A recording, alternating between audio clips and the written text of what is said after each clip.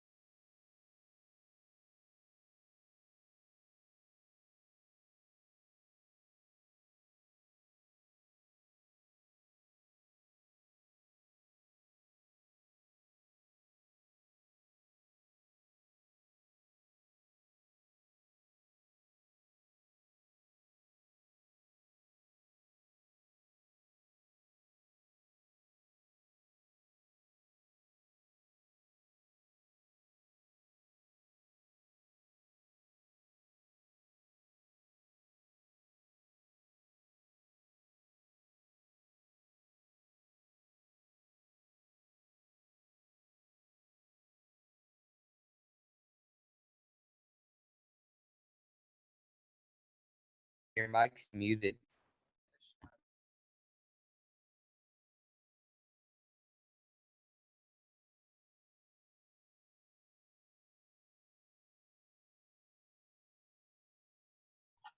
all right, guys, that was ridiculous. Thank you for letting me know. I don't know what's going on. For some reason, we cut out, but I'm back. Okay, we're going to keep rolling. All right, so now we're kind of on the right track. My goodness, this is a struggle. Just had to be the last class. All right, so like I was saying, sorry guys, you couldn't hear me. Didn't realize my mic was muted there. We're talking about the Cold War, all right? And you need to, and we left off, we kind of cut off right there for some reason, whatever happened there. I was giving you two reminders. Number one, make sure to follow along and take notes. And number two, make sure to be thinking spatially of where these different things are happening. Now, we're going to talk about a lot of events that you have heard of before because they're international global events that you've learned about probably in American history or you've heard through pop culture or all of these different things. And so I want you to organize it and be thinking about that as you prep, get that assignment done, and get ready to take your quiz, okay, at the end of today's class. So be following along, be listening, and be ready to go. We're going to talk about the spread of all these global ideas and how the Cold War impacts the entire world as we move forward. All right, so overall, guys, we're talking about international spread. The overall idea that we're using to discuss the thaw of the Cold War, which is like the end of the Cold War, and the whole kind of progression of events around the globe is that as the Cold War ramped up, as it heated up, the USSR and the United States both, okay, started taking their conflict global. They started bringing it to other areas of influence. They started taking it to places in Africa, in Latin America, down in Southeast Asia. And we see all of these things spread out throughout the globe. And that's why I give you this map right here that is on the assignment that you're using to take notes. Okay, because I want you to understand that this is a worldwide event that shapes history for 50 years. So be thinking about that. Keep that in the back of your mind. Now, the reason we address this is because we have to talk about what happens in each of these different areas. And the first area that we're really going to focus and talk about is China. And you read about this in your reading, but we're going to give a quick little breakdown. All right?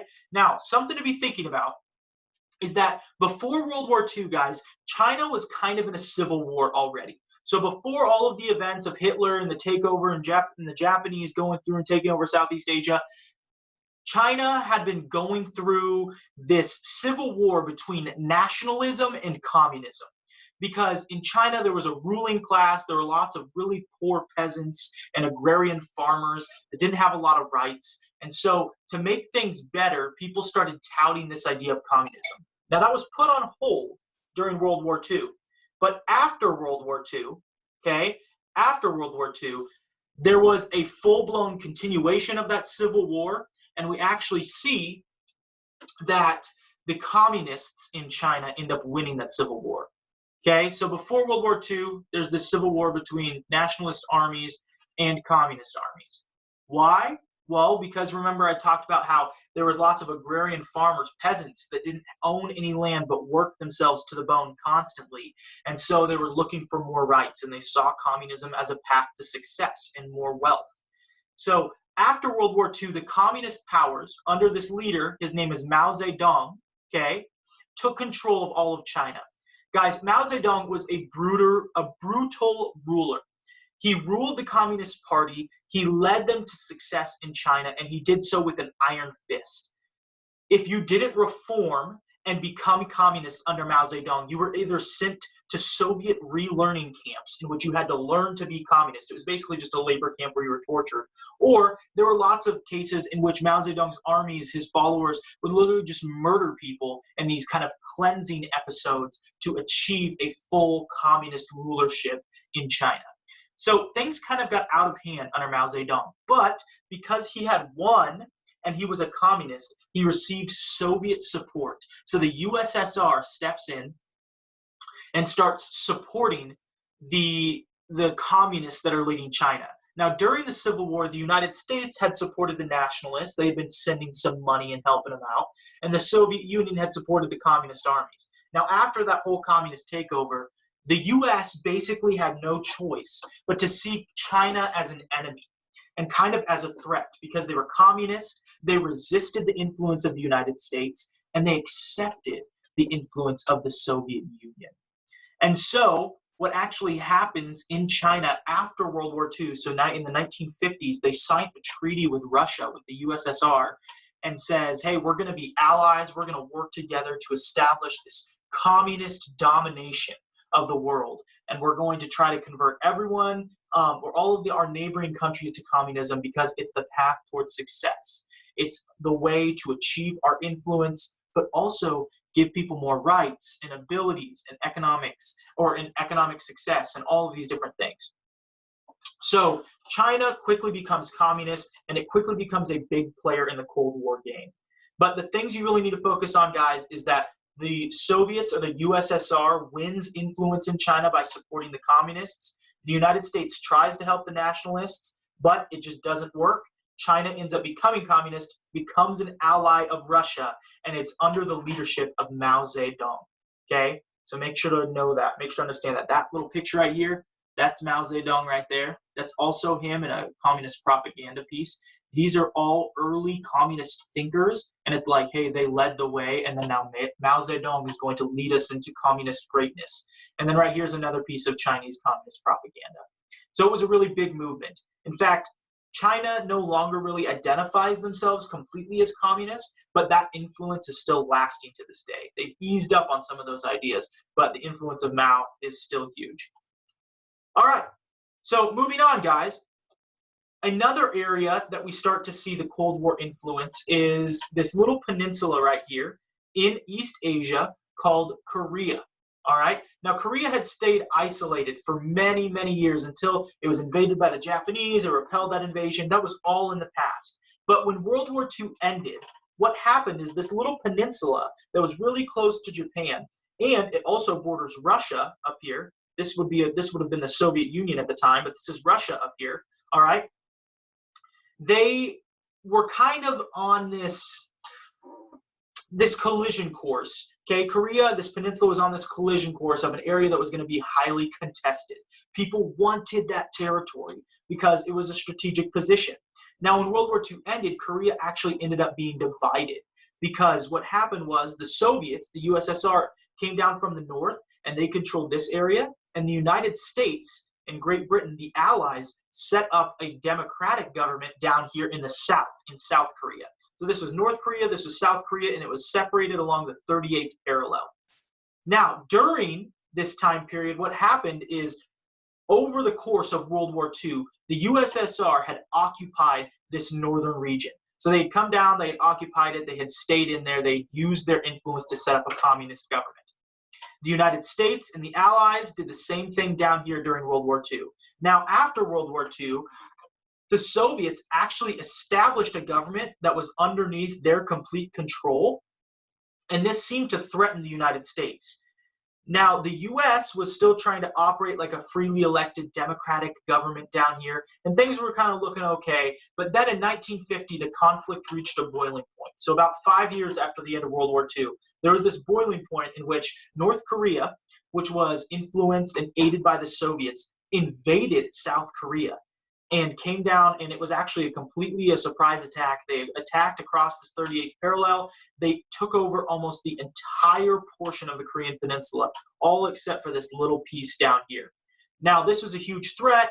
To answer this threat, the United States, supported by the United Nations, okay, so the United Nations came together, all of these different countries said, hey, that's not right. You can't just take a country from another place, another people, all these different things. And so they set up a military force that went in to fight back. Now, guys, this was the crux or the gist of the Korean War, all right? The fighting, basically, we're not going to go into it too much. The fighting lasted for 3 years. China eventually invades and gets involved because China is this border up here. So there's the USSR and then there's China. And China invades because they didn't like the United States being so close. And eventually, what happens is that at the very end of this conflict, it's a stalemate. Nothing is changed. Nothing improves. By the end of the war, nothing changed. Korea was still divided between North and South. The North was communist. The South was democratic and capitalist. Korea was still divided along the exact same parallel, the 38th parallel. Now, that stalemate, the end of that war, okay, might have happened in 1953, but that state of war, like still on paper, existed all the way up until like 2012, when eventually North Korea and South Korea were like, okay, we're actually not really at war, but this area still right here is called the DMZ, the Demilitarized Zone, and it splits North and South Korea, right? Kim Jong-un and all that stuff, that goes on up here in North Korea. In South Korea, that's where they have Seoul, the capital city. The United States has a lot of influence there. It's actually where a lot of U.S. cars are made in Korea. But all of these things are influenced and impacted by the Cold War. So a good background and good knowledge there to understand what's going on in Korea. All right, moving on from Korea, we talk about the war in Vietnam. Now, guys, you've heard about the war in Vietnam. I'm not going to beat it to death. But essentially what you need to know is that in Vietnam, we once again have a conflict between capitalist influence, capitalist democratic influence, and communism. All right, and it's led by this guy named Ho Chi Minh. So what you really need to know at the baseline, guys, is that before World War II, before all this stuff was going down, Vietnam was a French colony. It was controlled completely by the French. During World War II, the French obviously were defeated by the Germans, and the Japanese went in and took over the French colony of Vietnam. Now, after World War II, the people, okay, so during World War II, it was controlled by the Japanese. We talked about that, okay? After the war, the Vietnamese people wanted independence. They thought that after World War II ended, because the Japanese had been defeated, that they were going to be completely independent. They were going to get to have their own country and influence and all of those different things, okay, there in Southeast Asia. Now, the problem was that after the war, the French were still dead set on keeping their colony, okay? France wanted their colony back, and you can see that right here, okay? I've got that in that point there. France wanted their colony back. And so they were willing to fight for it. Now, because of this idea and because of French oppression and control, the ideas of communism started to really gain traction. And they were led by this guy right here named Ho Chi Minh, okay? He was a dude that had traveled to a bunch of different places. He had traveled on United States steamships. He'd been to New York. He'd been to California. He traveled the world, and he had this idea that communism was the way, was the path to success for his country. And so his communist ideas started to gain traction, and he started to raise up an army of guerrilla fighters. And so they fought against the French, and they actually end up winning against the French. But the problem is that at this point, remember the Truman Doctrine, remember the idea behind the United States getting involved in the Cold War is to stop the spread of communism. And so to prevent communism from taking over in Vietnam, the U.S. got involved in the war. Even after the French lost, the United States actually sent in troops. They did so in some nefarious ways. They actually didn't disclose how many troops they were sending in at times. It was kind of secret. And then eventually when the United States had to have a full-blown invasion and actually send in ground troops, they reported that 2 United States battleships or aircraft destroyers had actually been targeted in the Gulf of Tonkin by Viet Cong or communist fighters from Vietnam. That may or may not have been true, but what happened is the United States gets involved, and it's one of the biggest mistakes that the United States ever makes military-wise. Fighting lasted for almost 10 years in Vietnam. The United States used things like napalm and Agent Orange to invade and try to go through and take over and establish influence in what would be South Vietnam and then in North Vietnam, but it eventually doesn't work because there's so much guerrilla warfare, no one is on their side. The United States was supporting a South Korean government that no one wanted to support. And so eventually it becomes one of the biggest disasters for the United States military. And all of Vietnam ends up falling under communist control. The U.S. loses, it ends up withdrawing. Now, the United States will never really say that it lost, but its goal was to stop the spread of communism, and it failed in that goal. We lost 58,000 United States troops. They came back home kind of under the guise of disgrace because lots of people had protested the war, and they treated them like war criminals. Vietnam fell under communist influence, and overall it was just a disaster for the U.S., but it was a victory for the communists. This was a spread of communist influence. The Soviets saw this as a victory. The Vietnamese saw this as a victory. So this was a huge impact that we saw during the Cold War. Now, I understand that we're just kind of hop, skipping, and jumping around your maps, guys, but these are the major events that you need to absorb that still have lasting influence to this day, right? Like Korea is still divided north and south, okay? Vietnam right now is kind of rebuilding. It's actually doing better and having a much more flourishing economy than a lot of other areas, but it's loosened some of those communist restrictions, all right? So we're learning as we go, and we have this background. Now, the next spot we're going to talk about is Cuba. The reason we're talking about Cuba, it's quick and easy. You understand this. You have the background, okay?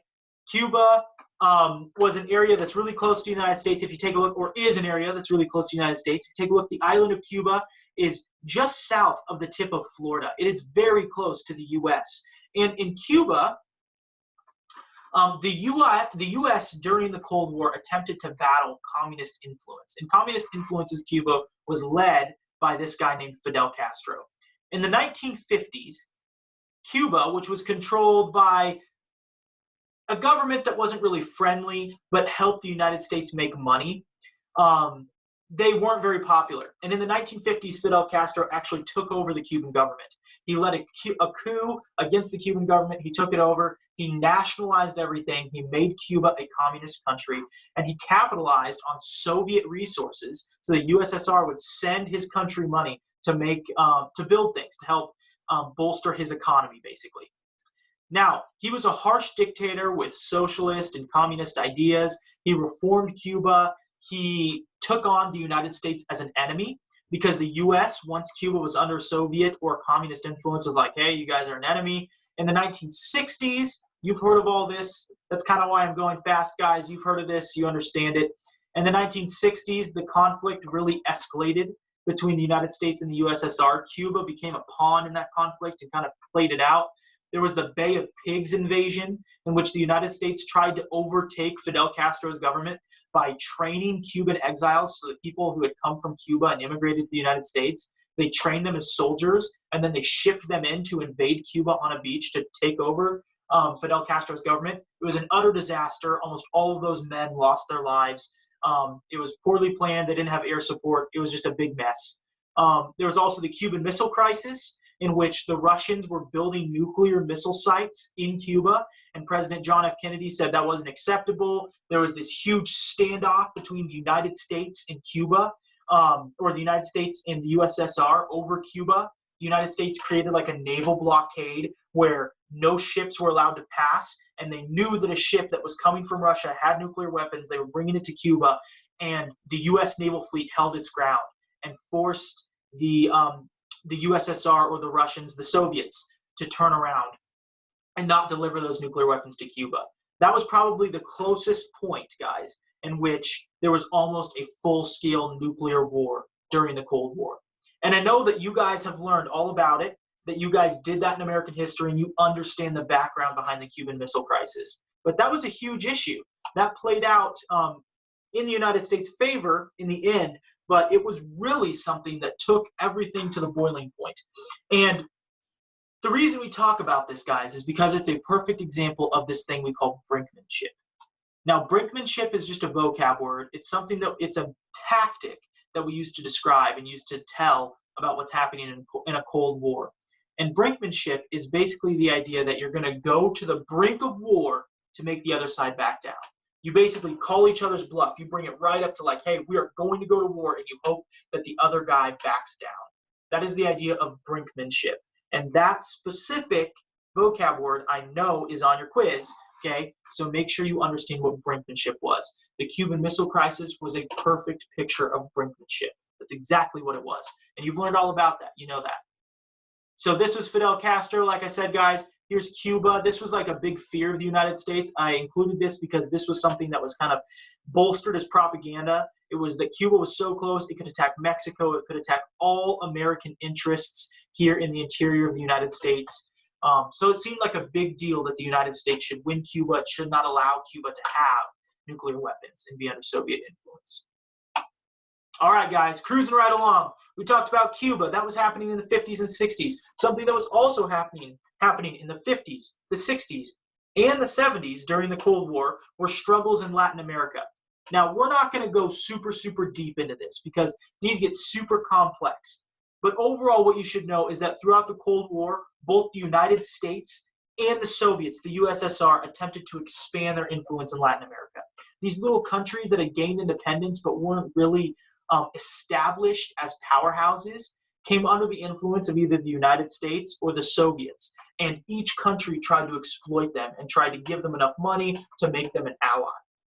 And we saw these things start to happen as different countries supported different governments and like different civil wars and stuff. Guys, this happened in a crazy amount of countries. The U.S. had a larger foothold in this area in Latin America, mostly because the United States is on, the American or North American and South American continents. So the United States had this influence because they're in the Western Hemisphere. The Soviets were all the way across the globe. But nevertheless, the USSR still tried to gain influence in Latin America where things were kind of tumultuous and there was a good opportunity for communism to spread. Guys, there were conflicts in Nicaragua, El Salvador, Guatemala, Bolivia, Chile, all of these different places.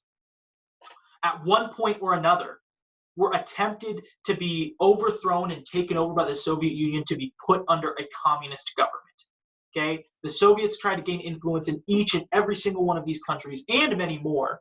Okay? And the United States actively had espionage and military action to prevent that and to try to influence other countries to accept kind of capitalism and democracy in the United States' influence. So the CIA was really involved in that. And we could spend hours, we could spend days talking about how the United States had influence in Latin America during the Cold War. But we won't break it down that specifically. All right? Now, the countries of Latin America, guys, today they still feel the impact of the Cold War. They're still rebuilding. A lot of different places have big shifts in government during this time period under the influence of other countries. And so they're still unstable and aren't really organized super well when it comes to government efficiency and control because of influence from different changes that happened during the Cold War.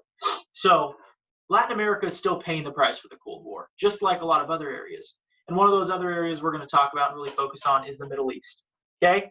So last but not least, let's talk about the Middle East. All right? Now, in the Middle East, the Cold War was centered around influence and and obtaining oil, basically. Influence and obtaining oil. Now, the U.S. wanted to westernize and modernize areas in the Middle East and kind of keep them away from control of the Soviets while also influencing them with foreign money, so like giving them a lot of money to rebuild. The USSR, the Soviets, they wanted to spread communist influence. It was an area that was close to them. They wanted to create a buffer zone, and they wanted to nationalize large oil reserves to kind of help their country grow. Now, what you should know, there were conflicts in Iran, conflicts in Afghanistan, and guys, even to this day, there are lasting impacts of the Cold War.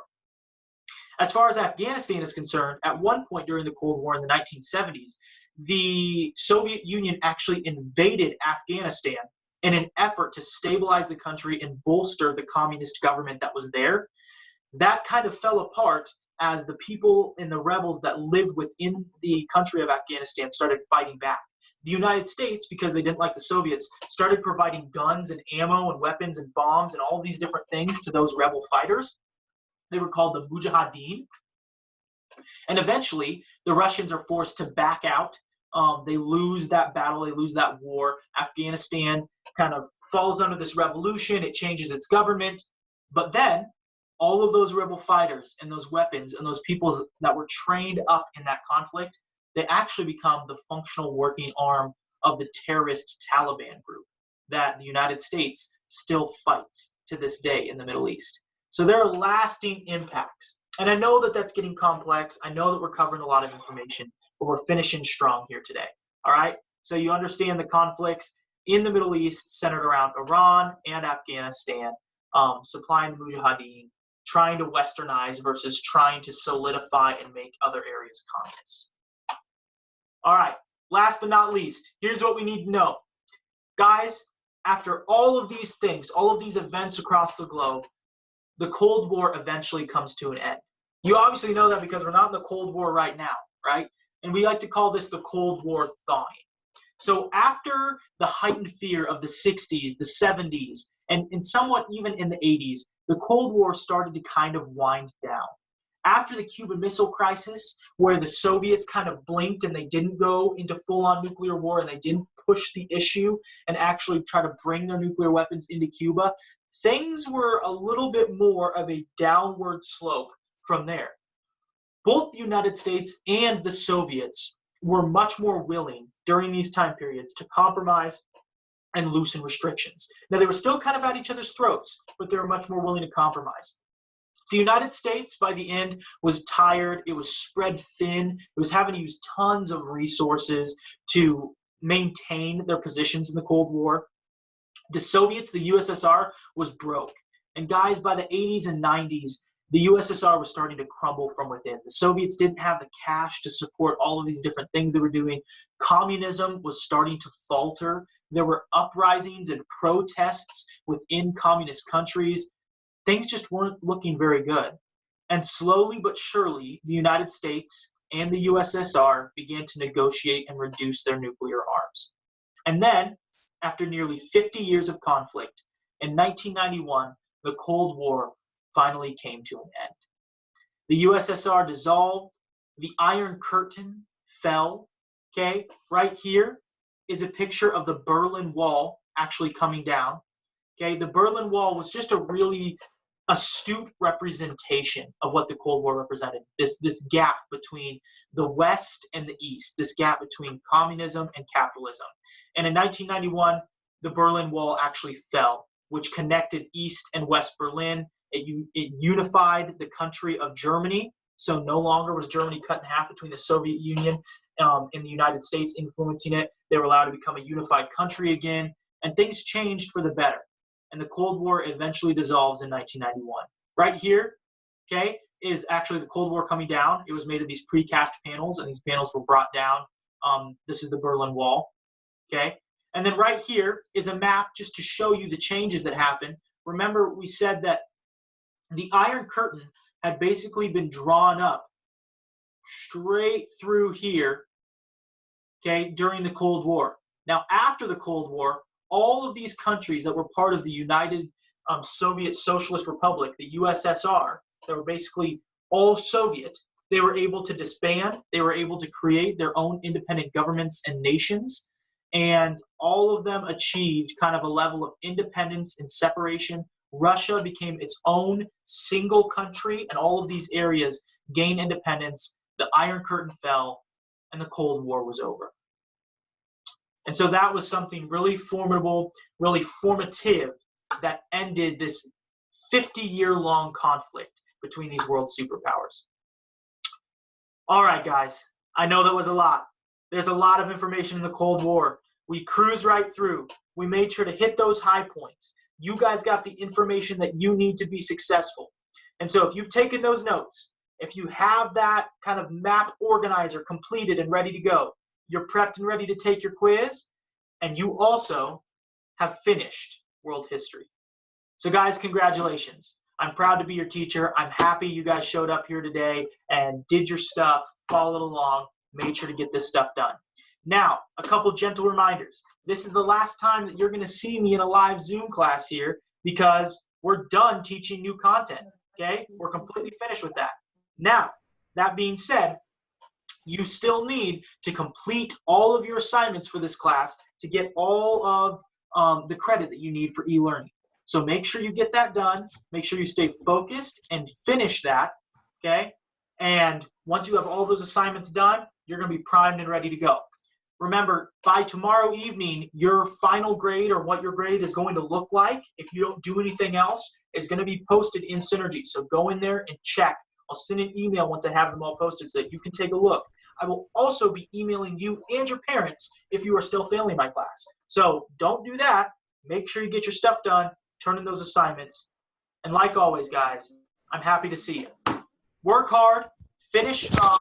Remember, I still have my office hours, but if you're done and you're ready to go, take that quiz, get everything finished up, and I will see you hopefully in my office hours. There was that one